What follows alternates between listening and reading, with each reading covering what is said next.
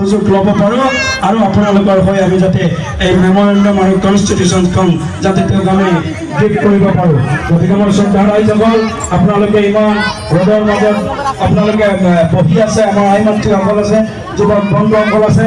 অহা দিনত আমি একত্ৰিত হৈ যি সাম্প্ৰদায়িক শক্তি আমাৰ হেমন্ত বিশ্ব শৰ্মা, যি গোটেই ভাৰতবৰ্ষৰ ভিতৰত এটা ভ্ৰষ্টাচাৰ মুখ্যমন্ত্ৰী, কাৰাপ্টেড মুখ্যমন্ত্ৰী, তেওঁক আমি অহা দিনত যাতে শিক্ষা দিব পাৰোঁ। আৰু এই শিক্ষা আমি কেনেকৈ দিব পাৰোঁ? যেতিয়া আমি একত্ৰিত হৈ আমি সংখ্যালঘুসকল আমি ভাগ ভাগ হ'ব নালাগে। আমি আজমল ডাঙৰীয়াৰ কোলাতো যাই বহিব নালাগে। আজমল ডাঙৰীয়াক এটা ভোট দিলে শ্ৰদ্ধা ৰাইজসকল আপোনালোকে বুজি পাব যে এইটো এটা ভোট আমি দুটা ভোট বিজেপিক দিয়া হ'ব। তাৰ কাৰণে আজমল ডাঙৰীয়া এতিয়া আমাৰ মাজত নাই।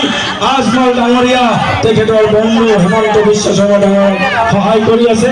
আমি সংখ্যালঘুসকল একত্ৰিত হৈ ধৰ্ম নিৰপেক্ষ দল কংগ্ৰেছ দলৰ ছত্ৰছায়াত থাকি আমি ৰাহুল গান্ধী ডাঙৰীয়াৰ হাত শক্তিশালী কৰিব লাগে। অসমত আমি গৌৰৱ গগৈ ডাঙৰীয়াৰ হাত শক্তিশালী কৰিব লাগে।